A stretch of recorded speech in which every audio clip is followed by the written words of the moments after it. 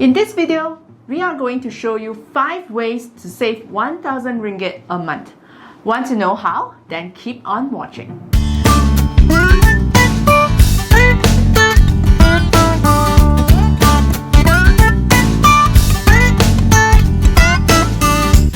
Welcome back to the Financial Fitness channel. Our channel is all about money and self-development tips. So if you have not subscribed to our channel, remember to hit the subscribe button down below so you won't miss out on our future videos. Now, before we share our list, we just like to note that we will also include calculations for each tip so that you can have a more visual sense of how much you can save. The first one we have on the list is smoking. Now, according to KKM, Kementerian Kesihatan Malaysia, an average 20-a-day smoker spends about 10 ringgit a day. If you quit smoking a month, you can roughly save about 304 ringgit. That's about 12% of an average 2,500 ringgit salary. Now, on the KKM site, which we will also link it down below, they have listed a chart of expenses based on your smoking consumption.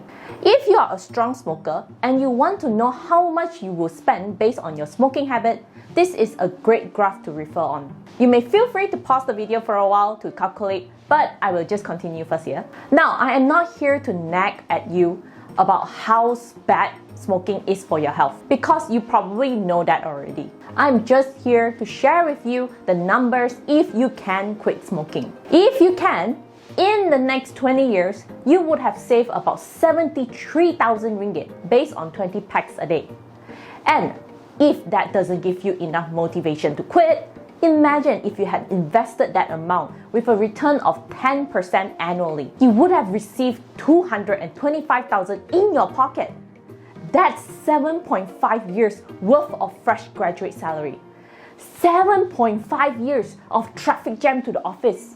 7.5 years of listening to your boss nagging at you. But then again, I'm not forcing you to quit smoking. So if you don't want to, it's your choice. The second would be to be wary of your food spendings. I'm sure you have heard that you can save more money by cooking at home instead of eating out. Usually that may be true, but many times people spend so much on their groceries that they actually spend the same amount as eating outside. Sometimes maybe even more. This is because they did not set a budget limit. And when you did not set a budget, you can easily overspend more than you need. So, if an average spend on outside food is about 25 ringgit per meal, and if you eat twice outside daily, you could spend about 50 ringgit on food, which is about 1,500 a month. Therefore, if you want to save money by cooking at home, you will have to set a lower limit for your home cooked meals. And the normal meal at home usually only costs about 25 ringgit for 2 meals. So in a month, you can save about 750 ringgit. All in all, whether you decide to eat out or cook at home, the most important thing is to set a budget and plan ahead. Now, the third tip we have for you is downgrading your car. Malaysia is known to be one of the most expensive countries to own a car, and it is not cheap to maintain one either. On average, Malaysians would spend about 600 monthly on a 55,000 ringgit car and another 600 ringgit just to maintain it. Total, that will be about 1,200 ringgit monthly. So, if you have been working from home due to the pandemic, which I believe many of us do, and you feel there is no need for much travel, you can consider downgrading or selling off your car, especially if you think you can share a car with your spouse or family. Just by changing from a 55,000 ringgit car to a 40,000 ringgit car, you can reduce your monthly commitment from 600 to 430 ringgit monthly. That's about 170 ringgit saving a month. It might not seem like a lot, but in a year, you can save 2,040 ringgit. And that could be used to pay 1 month of your housing loan or 5 months of your car loan. So don't look down on small savings. And I know, a cheaper car may not be as comfortable as what you currently own. But if you are trying to cut down or save money quickly, then you will have to accept the reality that comfort may not be something that you can afford right now. But if you think you can bear with the slight discomfort, or if the change will not disrupt much of your daily life routine, then it may not be so bad to consider this option. Number 4, review your monthly subscription. Another great way to save more money is to review your monthly subscription. One of the common subscription would be your entertainment plan, like Astro, Netflix, or Hulu. Like, ask yourself, do you actually watch all the channels? If you are the type that only watches the hype dramas or series, you can actually opt out channels like sport channels or movie channels. Nowadays, there are so many bundle options out there that can cater to everyone's preferences.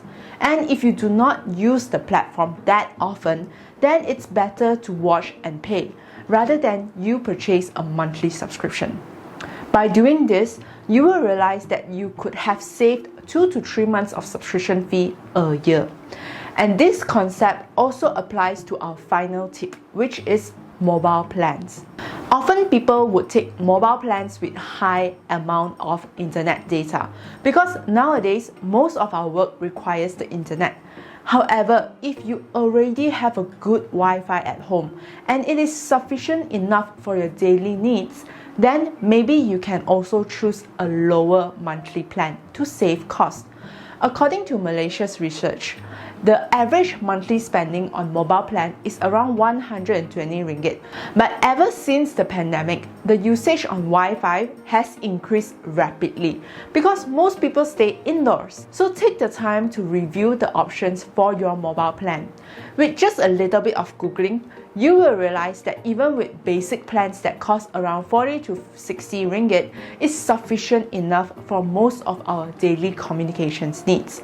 And if you ever needed more, you can always top up or upgrade later. Most of the time, it's because we do not review what we have subscribed and just let it auto deduct from our accounts, and it becomes a waste because we paid for the service but did not use it. And like I said before, I understand that some of these lifestyle changes might cause some discomfort to many of you, but you must always keep it in mind that these changes are not permanent. With every saving you set aside and invested, you can actually earn back years of income and a life where you do not have to worry about having your livelihood affected from uncertainties such as the pandemic. So learn to make small changes and live a modest life, because the most important thing is to ensure that your future self can live life without worries. Thank you very much for watching our video. If you'd like to know more about saving or financial planning, do check out our other videos right over here. And do not forget to hit the subscribe button down below so you won't miss out on our future videos. And we'll see you next time. Bye!